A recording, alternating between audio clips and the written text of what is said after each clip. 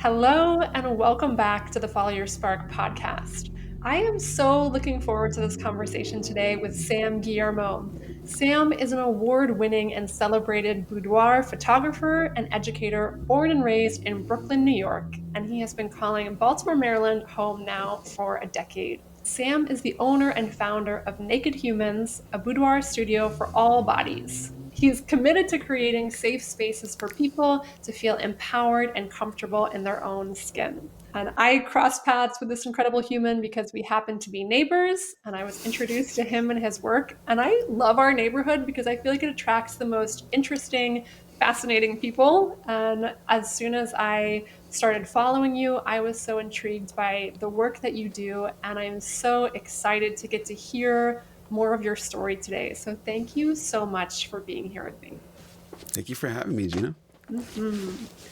So, the first question I love to ask is when you hear that phrase to follow your spark, what, if anything, does that mean to you?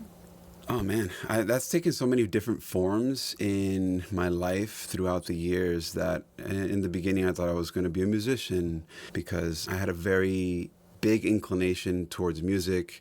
I had a very good ear. I was never formally trained, but you give me 5 minutes with an instrument and a song, and I can figure it out. And that led to a lot of open doors, a lot of opportunities that led to different conversations and different paths to ultimately have me in the mindset that this was what I was meant to do and was going to do for the rest of my life. That segued into a religious space where my dad became a pastor. The religious space, the religious circle became my community. And then that took to shape form in a way that I was going to pursue that and follow in the same footsteps as my dad. And that I pursued that, and doors opened for that as well. And throughout the years, it ultimately, I think every single one of those stages, whether it was singer songwriter or going out on tour or being in a religious space, and now kind of I don't know, in a very real way, helping people get from point A to point B and feeling comfortable with their own skin. All of those precursors before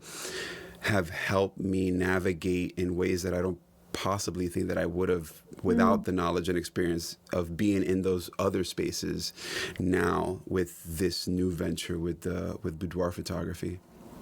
yeah. So it sounds like just following these different breadcrumbs along the path have led to a lot of different things. And I heard of a lot of trust of being willing to navigate those segues. And now, kind of looking back, you can see, wow, all these different things that I explored that might seem like they don't fit together have really helped me in the work that I do now.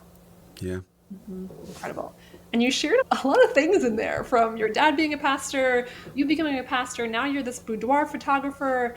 Can you tell us a little bit more about any of those major like tipping points on your Yeah. path that you feel were the biggest factors that led you to this work that you're doing now? Yeah, 100%. So I started playing music when I was about 8 or 9 years old, started with drums. Then my band got together and we didn't have a guitar player. And since music was kind of like a natural instinct for me, I picked up the guitar. I said, let's go. And then within a week, I was playing lead guitar and singing in my band. And then I think the keyboardist from my dad's church passed away at some point, and my dad looked at me and said, "You're the only musically inclined human being inside this church." So I grabbed the keyboard, and then I started leading that and leading the choir and all that other stuff. Then, age 25, fell head over heels in love. I got married, and I said, "You know what? Everybody else gets an adult job. I need to get myself an adult job now." So I did, and I got myself involved with corporate America and was miserable out of my mind because I'm a creative at heart. On paper, should have been happy. All the numbers and figures were good, but it wasn't filling my cup at all. And in that window and space of time is when I pursued the whole religious stuff and, studied and got very educated in that space. Eventually got a call from a church in Maryland saying, "Hey, our guy is moving to Germany. Would you like to fill the vacancy?" I looked at my wife. We said, "I think this is the time." So we packed up everything, put in a U-Haul, and moved to a place that we knew nothing about. And since we no longer had to live in a New York apartment, we were like, I think it's time to start the family because we wouldn't have to put the baby in the sock drawer. So, yeah, we started to try to have a family, and we did, and my son was born.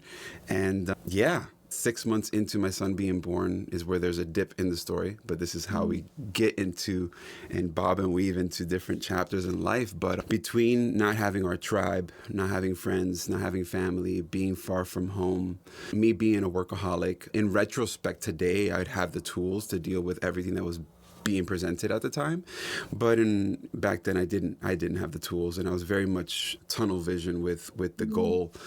And I didn't mourn our old style of relationship when it was just the two of us, but I also did a even more horrible job celebrating this new style of relationship with the three of us.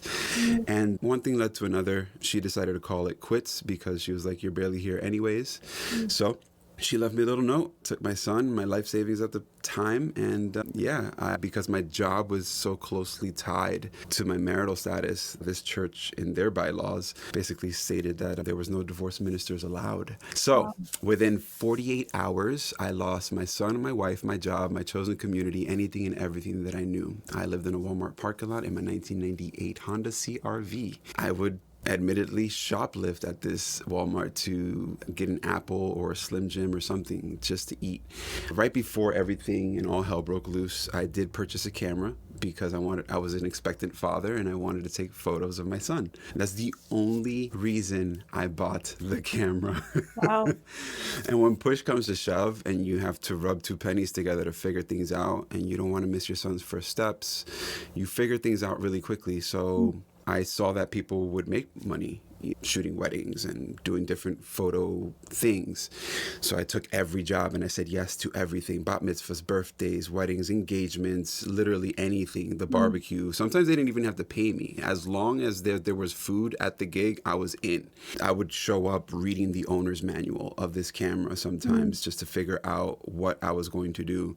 And yeah, I would post photos here and there of the cityscapes or downtown Baltimore, or go down to like Federal Hill or take some photos, and I'd post them up on Facebook and Facebook groups. And eventually at that Walmart, somebody, hey, you're the guy from Facebook, you took that picture of the thing. And I was just like, yeah, sure, okay. And we started a conversation, a little bit of small talk. They're like, so do you like live around here? And I was just like, I kind of like live here. And there was just like this awkward exchange. They leave. They come back about an hour and a half later and said, I spoke with my partner. We'd like to offer you our guest room till you get up on your feet. Whatever version of ugly cry you've ever experienced, either yourself or have seen, is what happened next. And these people don't know me. I don't know them. They could be harvesting my organs for all I know. And yeah, they took me in. They fed me. They kept a warm home for me. They have 3 beautiful kids. The husband is a Marine. He's built like a Marine. And as we start building trust and equity in this relationship, they start opening up about their lives. I start opening up about mine. She tells me she used to be part of the sex worker community. I go, uh-oh. And my worldview, which is shaped by these immigrant parents who have immigrated from the Dominican Republic, so you got this Latino background, that in itself. You have my Western Christian worldview. I'm going nuts. Like red flags are going off. And I used to be very active in that community, and I'm also still currently very active in the LGBTQIA community. And I'm just like, whoa, everything's happening. But in this moment, I am undone. Like all these things have happened. I have lost so much. There's this unraveling of life that's happening. And I was faced with a choice that I had to make at that moment was, will I continue to push away the unknown, or will I lean into an uncomfortable situation and become a student? So I chose the latter. I chose to be a student. I chose to be curious instead of having fear dictate what my outcome would be.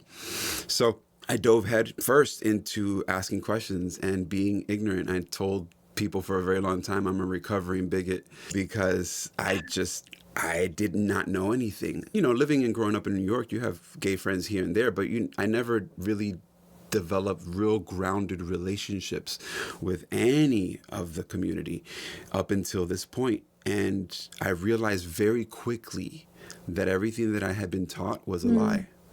I realized very quickly that I was very misinformed. So I checked myself into therapy, and I started to work on myself and undoing not only my Christian worldview, but also my Latin upbringing, where there's a lot of gender norms. Like, there, you have a role in this family, you have a role in this family, and they're very distinct. There's no overlaps. There's these rules and all these other things. And I'm going, well, all my rules are broken at this point. Like, every single fabric of my existence, everything that I thought held me together has fallen Mm, apart. mm, I don't hold anything to be an absolute anymore. So I mm, tell myself constantly, I still am a student and I still have a lot to learn. And I never enter a situation thinking, oh, I know everything. No, I'm very much a student of life and trying to see people as they are with whatever they come with and just hold space for people. And I think out of all the things that I do, having the technical aptitude and knowing what to do with photos and video and all this stuff is good. But I think the gift of peopling mm, is my biggest asset, and especially in this genre. And it was through that family that I eventually did my first boudoir session. It wasn't them directly, but a friend of theirs. And I didn't understand it. I didn't know it was a genre. I didn't even know mm, that people did this. I was just like, when I don't understand things, I ask questions. I was like, why do you want to mm, do this? And they were like, well, I developed early and I was sexualized very early. And she used the term deflowered in describing her life. And that stuck in my head, that word deflowered. And I was like, okay, tell me more. She dove into a little bit about body dysmorphia and how she looked in the mirror and she didn't really see the reflections she thought of or imagined. And that stuck in my head, reflections. And I'm going, mm, okay, cool. I have a couple of phrases and things that stood out to me in this conversation. I'm going to go with it. So on the day of the shoot, I bring three bouquets of flowers and I shoot on every reflective surface that I can possibly find. And a little insert here is that up until this point, I was trying to reconcile something that was very important to me in the religious space, because I worked in a lot of soup kitchens, community outreach that was very hands-on in making sure that people were tended to and taken care of. And now that that was ripped away from me, I was just like, where do I fill this mm, void of having community and building community and all that other stuff? So we do the session, I edit the photos, and we go to Panera Bread. I remember this vividly, and I show her the photos, and she starts to cry, and I'm going, mm, I don't know if these are good tears. I don't know if they're bad tears. I don't know anything. I'm holding my breath there going, oh my God, did I just ruin their entire day today? And it's not until they turned to me and said, thank you, that I was mm. like, oh, that release. Yeah, yeah, yeah. And then that was it. The Mm, reconciliation of helping people get from point A to point B, that mm, community, that thing, that space that in my previous life I had established and created was mm, now 360. We closed the gap, and I was just like, this is it. And I was addicted to mm, giving people these results and showing them, no, no, no, you are beautiful. No, no, no, you are empowered. No, no, no, you are complete. Even though that we're flawed or broken in certain areas in our life, maybe we still haven't gotten there yet. But I want you to know that societal norms and gender norms and religious norms, none of these things matter in this moment, in this space. What matters is that you feel seen, that you feel mm, heard. And since then, I just been on this journey and creating spaces. And now recently I've been helping kind of lead the narrative, because male boudoir photographers in this space people have a preconceived idea immediately right off the rip. So coming to it with understanding that those things are real for mm, people, but understanding that it doesn't necessarily have to be the rule, mm, that the narrative can be shifted, that men can learn how to create safe spaces for women. mm. And was it a couple of months or weeks ago, where there was a running off meme joke of, hey, if you get stuck in the woods with a bear or a man, which one would you rather, Yeah. I, it's the fact that so many women resonate with, I'd rather be stuck with a bear, says a lot of how much work we have to do as men to create safe spaces for women. So now I'm kind of just leading the charge and changing the narrative and giving men the tools, because I didn't have the tools. When I Mm, went through my divorce, I reverted to high school version of Sam. Nobody likes that guy. mm, Nobody. I don't like that guy. So kind of navigating those spaces and trying to figure out how to steer them and give men the tools that they so desperately need to create safe spaces has been a really cool thing, especially the last year and a half. wow.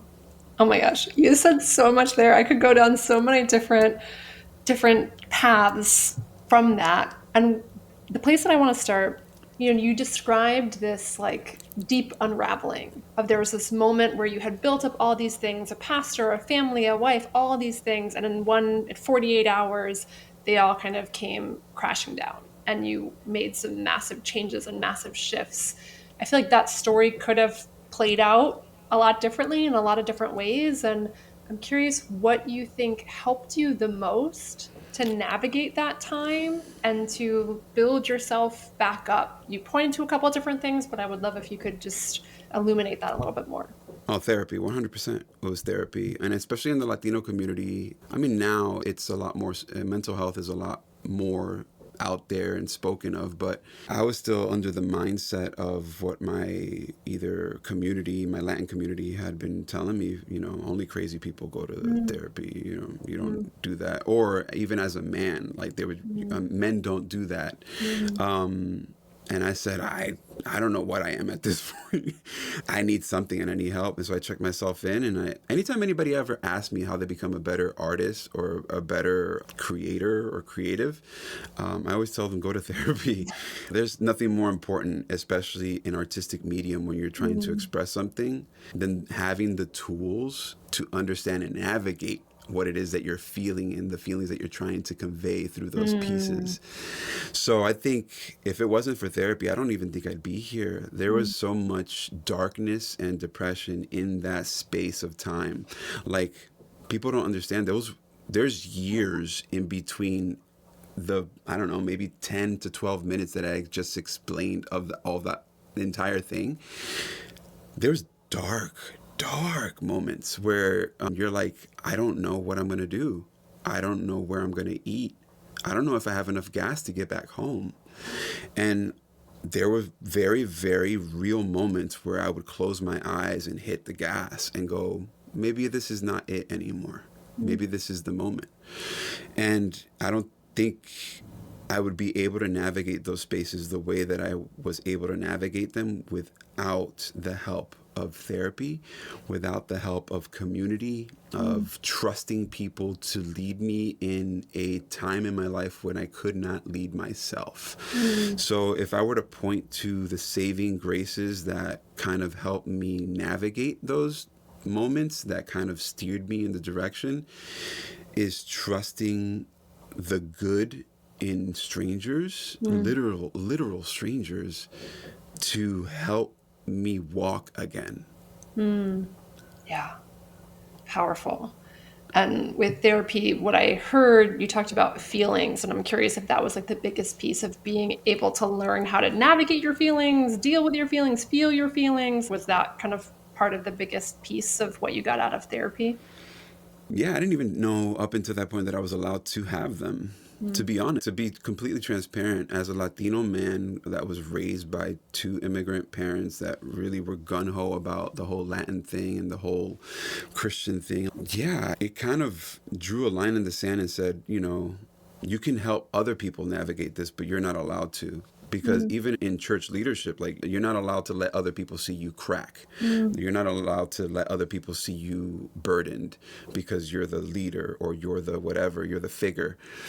And there's this unspoken pressure mm, to perform and either give an outward appearance that doesn't really exist.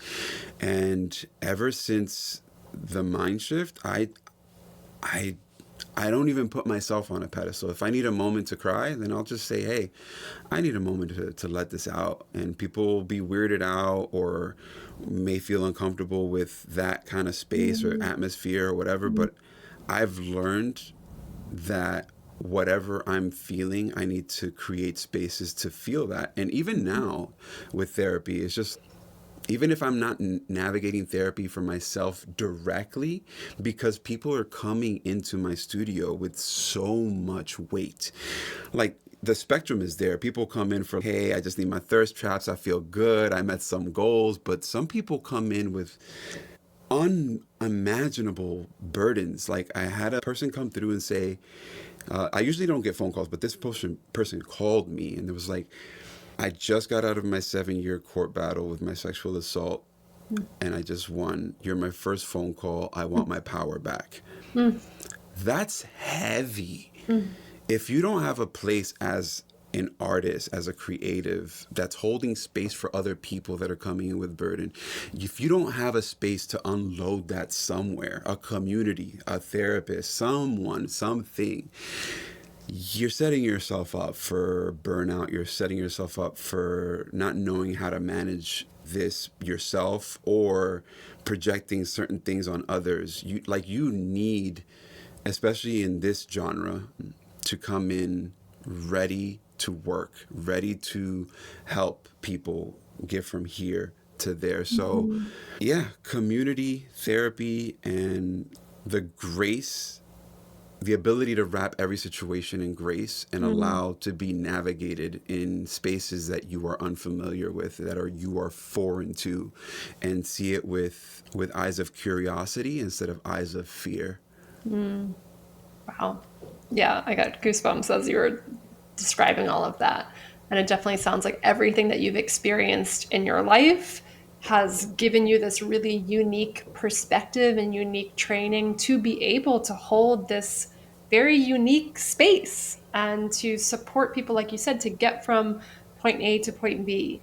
And I'm curious if you could share a little bit more about what that might look like for someone who is just learning about your work or curious about this. And yeah, maybe they have some stuff, they have baggage, they have trauma, they have all these different things. Like, how do you help them do that in your process? I think it starts with a conversation. Again, being a man in the space, it's mostly female driven, it's mostly women based. Coming in there, checking yourself, making sure that you're not coming into a space with an agenda, making sure that you're allowing yourself to be seen, and also reading the room and being able to have the tools to read the room. I've now come to the realization of calling things out whenever I feel them or see them. If there's a discomfort, if there is anything in the room, I call it out and I say, hey, do you feel that too? It's like a tension here. Let's just take 5 minutes and talk about this. Mm. What is it that's making you feel like you don't feel secure in yourself? Mm. Let's address this first, Mm. because I can take great photos, but I can't help the discomfort part. Mm. There's no hiding that. There's no editing that. Mhm. And there's clear indicators, especially while you do this for a long time, that you can see from a distance. The shoulders tense up and they go up and they get locked in there. The jaw, they'll lock in there, and you start seeing the pressure on over here, and Mhm. all of that starts to build up. And again, having done the work myself and knowing what it feels like to feel under pressure, to feel that anxiety, and also I've never asked any of my clients to do something that I haven't done first. So I Mm. did my boudoir shoot. So I know what it feels like to be in different levels of undress, which is incredibly vulnerable. Mm. So I try to move quickly through those spaces so that they're not in that space feeling uncomfortable for long periods of time. So I'm very, very aware of how people present and are in that space. So, yeah, I try my best to help people navigate from point A to point B. I don't remember the question. Where were we going? Beautiful. I mean, basically, I was just asked about your process of what helps you do that. And what Oh, I, yeah, yeah. yeah. Yeah, so it starts with a consultation, having a conversation. If people are adamant about not sharing and not going too deep, then it's probably a moment where I say, I don't think it's time yet. Mm. I think maybe you can either find someone else or we can wait till whatever, because my work is very much dictated on story. And Mm. if you don't have the language or the words to share your own story and your own journey, Mhm. then what are we doing here? What is the reason we are here? Because boudoir, yeah, So then, yeah, if the reason is I just want some really sexy photos because, I've had this goal in mind and I've reached these goals and here I am. Cool. If you're saying, well, all my life I felt like this or fill in the blank, okay, so tell me more about that. Oh, well, and they're timid to go in deeper. And I'm always the first one to be vulnerable. So I Mhm. share my story with everyone. Like the synopsis that I've shared with you, I share with everyone because in order for anybody to feel safe enough to share their own vulnerability, is up to me to navigate that space first and lay the foundation and say, no, no, me first. Mm. And then I ask you to. And then if you're not really willing to or don't want to navigate that space, then I don't think it's time. And there's no Yeah. reason to rush it. Yeah.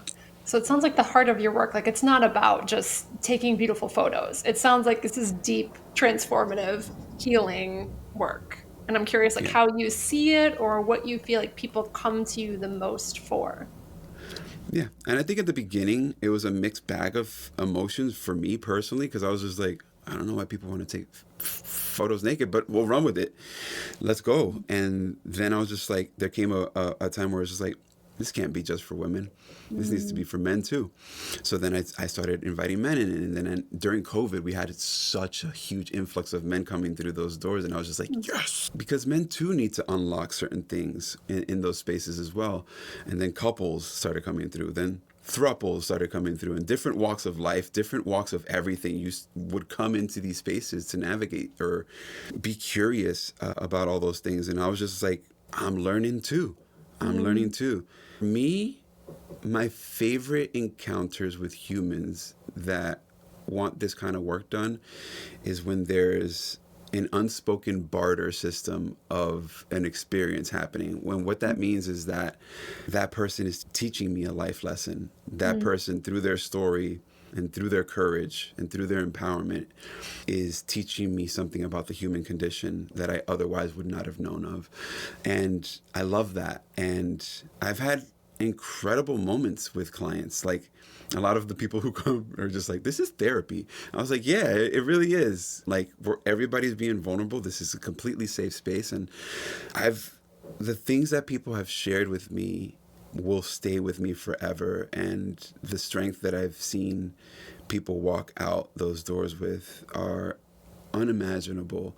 And every year, because of the lab that I work with, they give me a free album every year with work and I always put the people that I call my spirit animals and the people that just like I resonated so hardcore Mm. with. 68-year-old woman who used to be a heroin addict, got her life together. When she got her life together, found out she had breast cancer, got a double mastectomy, got skin grafted, rebuilt her breast. First thing she did was call me when she got healed up and said, I've lived a life and I'm finally at a place where I need this. I need you to take these photos. I lost it. Like I cried almost immediately. And I was just like, thank you. Like the not only the courage that it takes to say yes, but also the trust that they give me with holding that is I don't take it lightly. I don't take it lightly at Mm. all. I was in Vegas in WPPI a couple weeks ago for the world's largest photography conference, and I'm like the only guy in a Mm. room full of women that are boudoir photographers. And I had this one photographer look at me, Amber, uh, and she was eyeing me the entire time, like giving me, the okay, cool. Another guy in this space. I Mm. wonder what you're in here for. That vibe, Mm. right? Mm. And as I'm sharing my story, my journey, and we're all shooting and we're doing all the things, and then one of them encouraged me to be like, "How about you get in front of the camera?" I said, "Okay." So I did, and she stopped everything. She stopped the music. She stopped everybody shooting, and she said, "I need to be honest with you." I Mm. said, "Okay." I'm in my skimpies, by the way. And I need to be honest with you. I said, oh, okay. I usually get a really bad feeling about male photographers in this space, Mm. but you've done the complete opposite of that. Mm. And you've changed my mind. Mm. And she made me ugly cry in my skimpies in front of everybody else. Yeah. Yeah, yeah, like it's taken so much work to undo. They call it toxic masculinity and a bunch of other things in different forms and in different fashions. And I haven't arrived. I don't think everybody arrives. I think we all have missteps as well. But I think it's the conscious effort and in leaning into uncomfortable conversations Mm. and admitting when you're wrong and confronting situations and saying, you know what, I think that was a misstep. I Mm. think that was my bad on that one, and you may not even forgive me for whatever was said or maybe the things that whatever, but that in itself is growth. Mm. And sometimes growth is accompanied with pain. Sometimes it's not. It doesn't always have to be. But it's beautiful to morph into a different version of yourself. Pausing this interview for a moment to say that if you are anything like my coaching clients, I'm guessing you want to live a life where you feel fully self expressed, where your voice, your gifts, and your truth are shining out in the world. You want to follow your passion, lead with purpose, and create a life that feels true to you. And if you're human, I bet you've also felt the flip side of this, the fear, the doubt, the anxiety that whispers, maybe I'm not ready. Maybe I should just stay here where it's safe. I mean, after all, life is fine. And I know you didn't come here to live a life that is just fine. If you're listening to this podcast, I know you feel that deep pull inside for something more. You have big, bold dreams, and you're ready to stop shrinking yourself into a life that no longer fits. You've waited long enough. You do not need more time. If you're ready to say yes to the life that is truly calling you forward, I created something for you. It's a free masterclass called The 5 Keys to Bet on Yourself and Blaze Your Own Path. In this masterclass, I'll show you how to break free from the patterns that keep you playing small and step into the courage it takes to truly bet on yourself. That might look like launching the business that you've been dreaming of, finally taking that sabbatical, owning and expressing your creative gifts, or even just choosing to say no to something that drains your energy. Whatever that is for you, this masterclass will help you say yes to it. You'll walk away with clarity on the exact patterns that have been keeping you stuck and an understanding of how they're often different than you think. You'll discover practical tools to quiet the self doubt and fear. You'll reconnect to what you truly desire and why it matters. And I'll share with you a proven framework that will help you start showing up as the bold, empowered woman you're here to be. If you're done waiting for the perfect time and you're ready to trust yourself to move forward with confidence,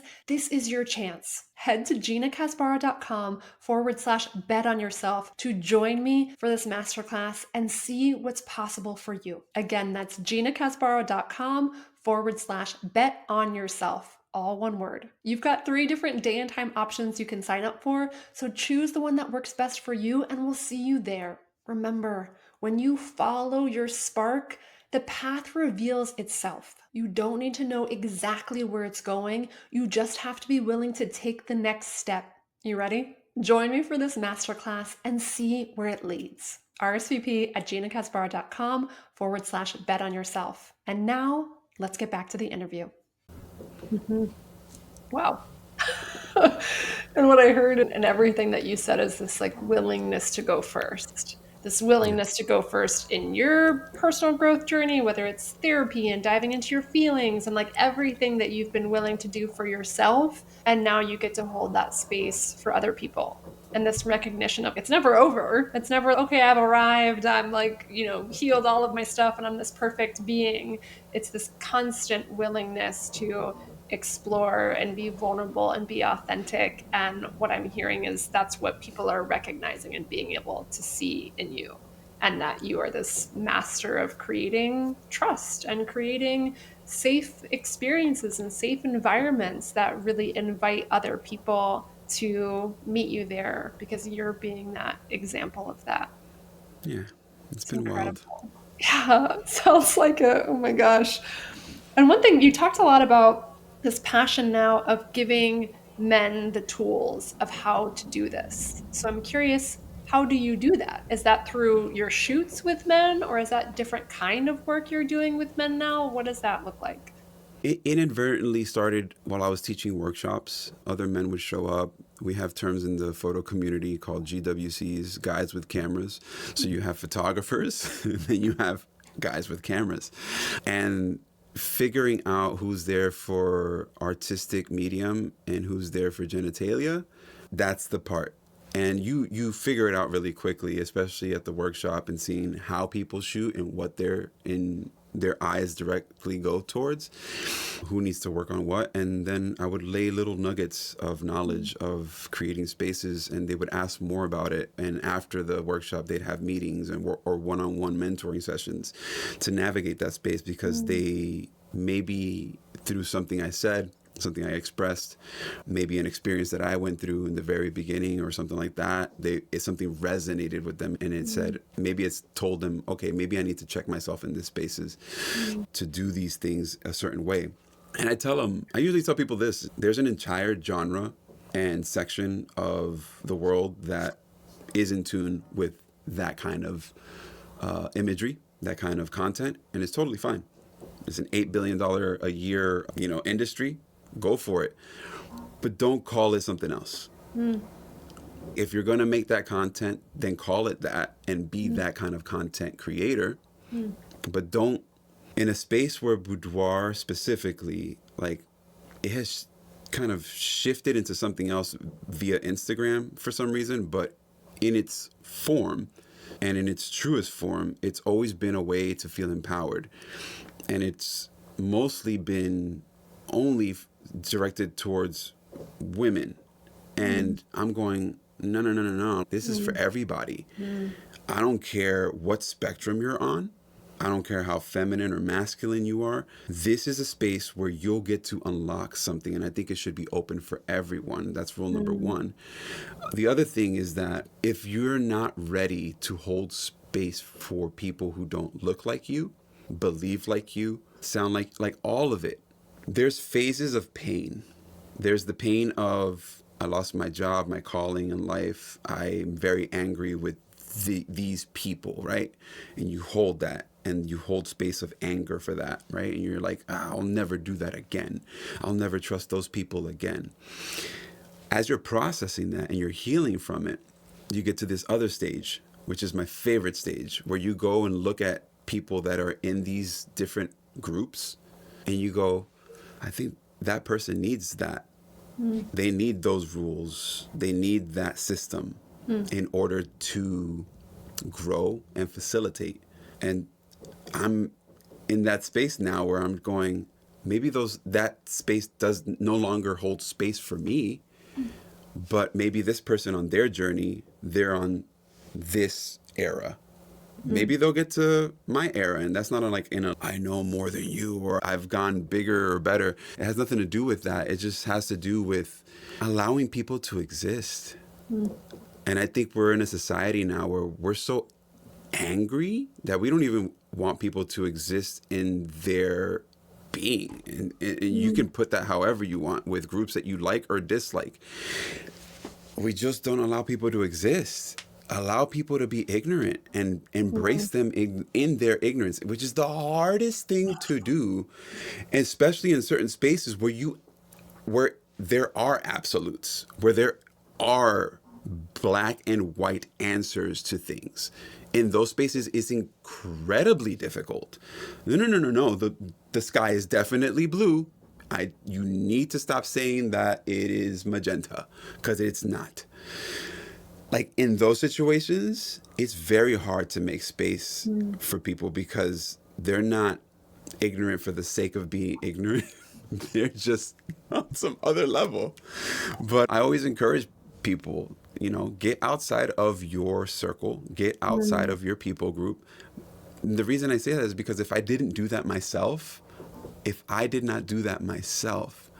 I would not have learned the lessons. I wouldn't have gay friends. I wouldn't have shot my first trans person and embraced them as like a human being, because in my previous life, I didn't even have the capacity to see that person as human. Yeah. And I know you use the words like recovering bigot at some point. Oh, oh And yeah. I'm curious, what do you think, and it might be maybe the answer is therapy, maybe you've already said it, but what do you think helped you make that switch? And for someone who's listening, that maybe they're starting to recognize, wow, I have these, you know, preconceived beliefs or these bigot kind of thoughts about people, what could you share with them that might help them open up to different perspectives or that helped you be able to let go of that part of your identity and conditioning and be more open to everything that you're open to now?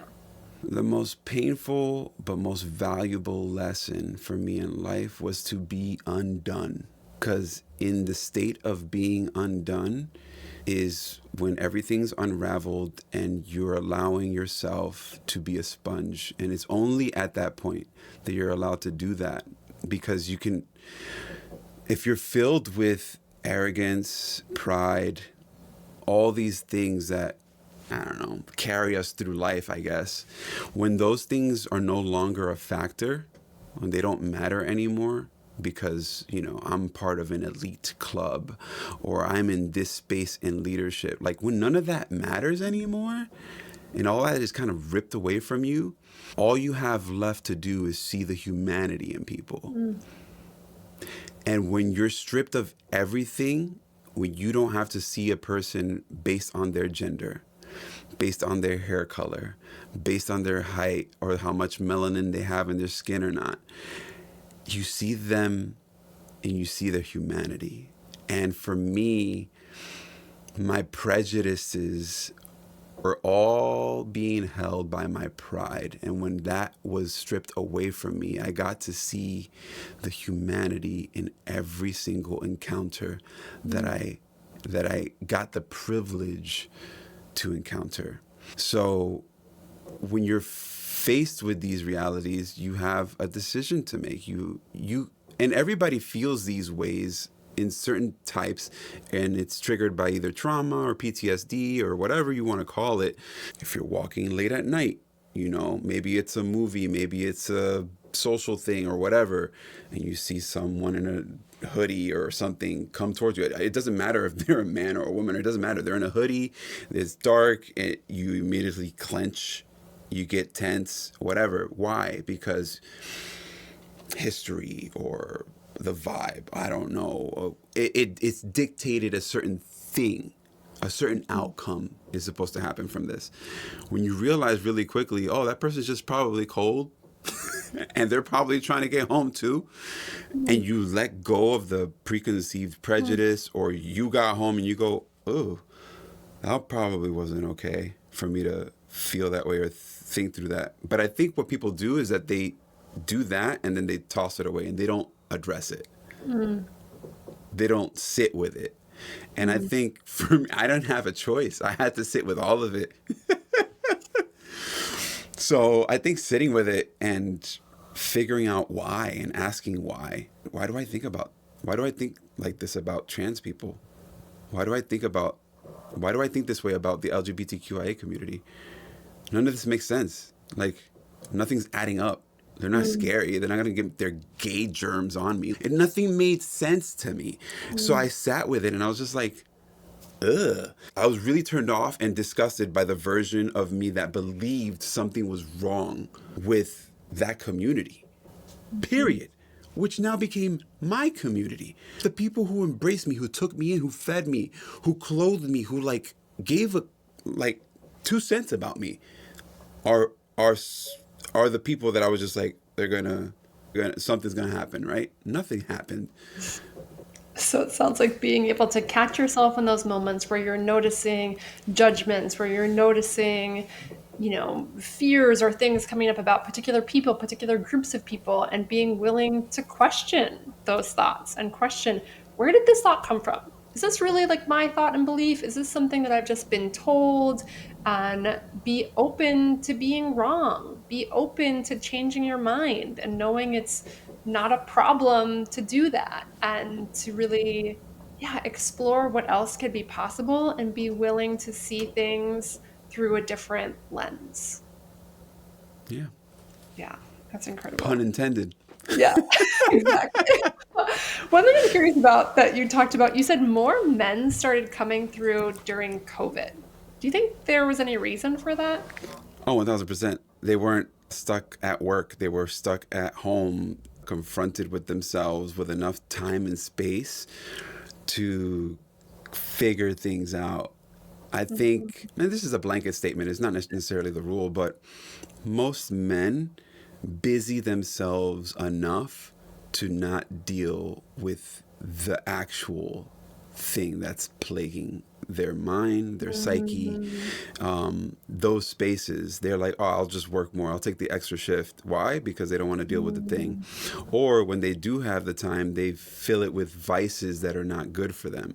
So they'll start an addiction, or they'll start a vice, or they'll start drinking, or they'll start this habit to kind of fill that space. But COVID was a unique animal that came upon all of us, that we had no choice but to just see it for what it was and what was mm, going to come. Everybody started making bread. You know what I'm saying? Like everybody started. It was that type of thing. Oh, you got a shipment? Let's wait 3 days outside.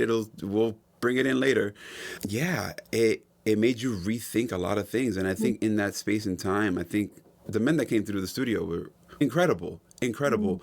It's the first time I cried during a session. I had to take a time out and regroup myself because they were talking about, I was like, yo, what prompted you to do this? He's, I lost 150 pounds, and I would never thought that they lost 150 pounds. And I was like, why the life change? Well, I experienced a lot of childhood sexual trauma when I was a kid. mm, And one way for me to keep people away from my body was to put on mm, the weight. mm, And I was just like, so much of what they were sharing resonated with my own story. mm. And the job was just like, oh, this is hitting in a different way. This session is turning out different than I expected. So as they're like disrobing and sharing their story, and we're getting amazing photos, I'm like looking at them going, I wish I was them. I wish I had the strength that they have right now. And like, it was that over and over and over again. Just seeing these men show up for themselves and unlock things and say, you know what? I'm no longer going to live with this burden. Mm. I'm going to let it go. And it was beautiful to see. Wow. Yeah. That's incredible. And one thing that I wrote down was this like forced surrender. And like you Yeah. talked about it in your life with all the things unraveling and with COVID, like it's this things that happen outside of our control that, like you said, kind of peel away these things that we were either counting on or were huge parts of our identity or just things that we busied ourselves with. And when some of those things start to fall away, we're faced with this choice of, am I going to do this deep work? Am I going to explore? Am I going to question? Am I going to heal? Or am I not? Am I going to turn to vice and avoidance and all these different things? And yeah, and it sounds like the work that you do is a really incredible way to help people get from point A to point B when they're navigating that time of massive reckoning or massive transition or change. So, what an incredible gift you give to the world. Thank you. Yeah. So, I feel like there was so much more I could talk to you about and could ask you about. And let me see if I want to ask you this. Well, one thing I am curious about, you talked a lot about this narrative and rewriting this narrative of just men and women and how we show up for each other. And I'm curious if there's anything else that you've learned or witnessed on your journey. And this is a very broad question. I feel like there's a million different angles of this, but what else do you think can help men and women trust each other more or rewrite these narratives of this is how a man should behave, this is how women should behave, like dynamics? Any way you want to take that question, I'm curious your thoughts. I would say don't write people off when they show you a red flag. Hmm. I think we do that a lot. I think we live in a society where friendships and relationships are one swipe away. Mm. It's easy to replace someone, it's easy to forget someone. And I think if the people that you call community, the people that you call friends, the people that you call family, the people that you call tribe, or maybe the people that you just were introduced to, and maybe they did something or said something that put you off, brought some triggers, brought some, I don't know, whatever it is that made you go, I'm not talking to that person. I think that kind of mentality needs to be eradicated up until the point where it's harmful. You know what I'm saying? There are people that are just, and when I call people ugly, it's never a physical thing. It's always that their actions are really damaging to people, society, and the fabric of life. That's what ugliness means to me. When people are ugly like that, then yeah, 100% do that. But if they're expressing things that they think are just normal, I can't tell you the laundry list of things that I thought were okay that were not okay. Being gun-ho about gender roles in the family and going, no, women are supposed to do this. No, men are supposed to do this. But I changed my mind. I thought the LGBTQIA community was this, that, and the third. I changed my mind. I think we need to wrap people in grace that are willing to do the work. There's caveats. If people want to remain in ignorance, that's a whole different thing. But if you give them enough time to see if they're actually working on themselves, then I'd wrap it all in grace and go, you know what? I want to be part of the community that leads this person from point A to point B. And I think as facilitators, as leaders, as creatives, as people who start sparks or continue sparks, it's important to change the narrative. And the only way that you do that is to stop this cancel culture BS and start the conversation instead. Because anybody can write someone off. Anybody can unfollow someone. But it takes a very special human being to step up and say, I would like to have a conversation with you and understand why you act like you do, speak like you do, and believe how you do. I'm curious, and allow them the space to speak. And then if they give you room, then we share our point of view. Then we share that there might be a different avenue. If they don't give you space, then the space isn't given. Just keep listening. That's the hardest part. That's the Wow. hardest part. I am so Yeah. glad that I asked you this question. Everything that you just said really landed hard for me. And I think it's so important. Like you said, we're in this society where we make very quick judgments, where we're very quick to say, oh no, this is my truth, that's your truth, I'm right, you're wrong. This lack of understanding versus being willing to get to know other people, being willing to get to know yourself and know that we're fluid humans. And it doesn't have to be like, no, I'll never change, you will never change. And to actually bring curiosity and grace and love and compassion and empathy to the person in front of us and not think that we know them or put them in this box that there's no way to get out of. So I really appreciate what you shared and think it's really important and transformational. So thank you for that. Thank you. Yeah. Okay.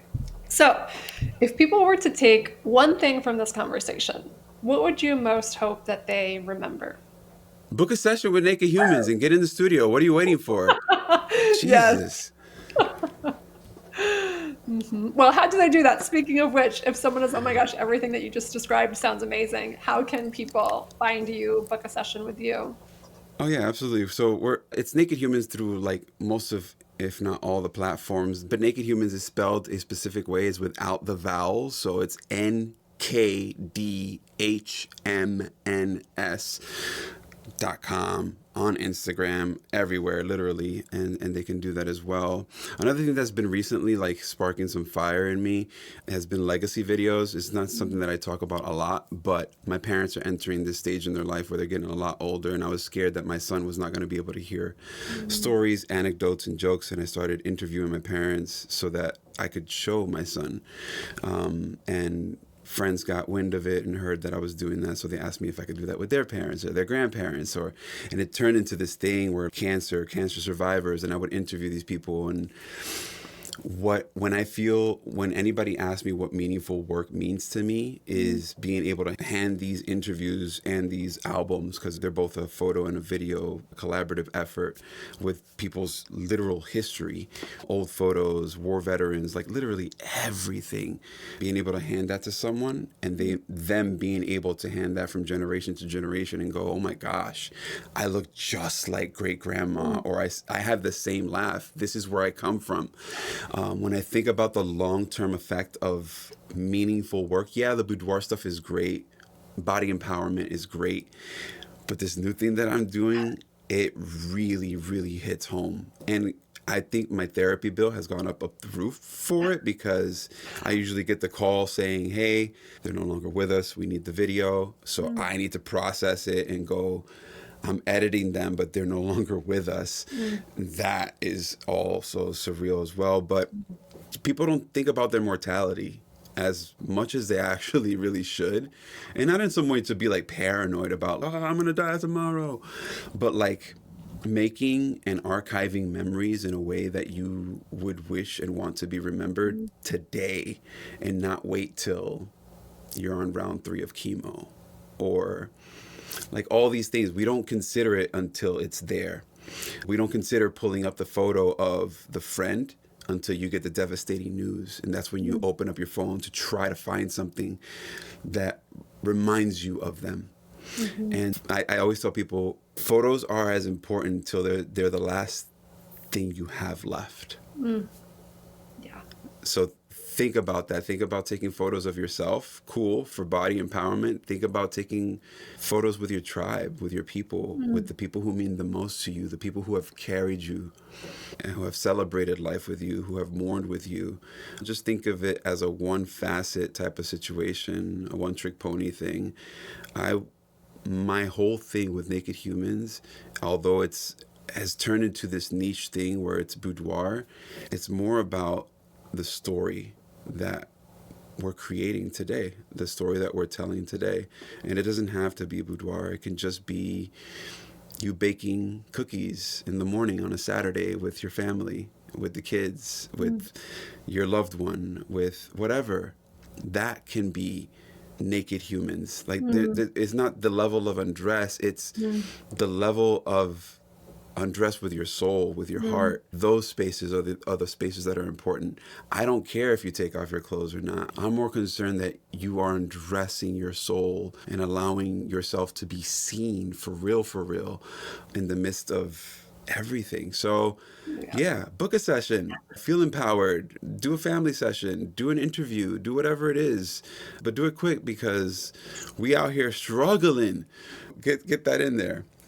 Yeah. Wow. Oh my gosh. So, for anyone who has a story to tell, who wants to be seen in their authenticity, in their uniqueness, in their power, in whatever capacity, absolutely find them on social media, find their website, book a session.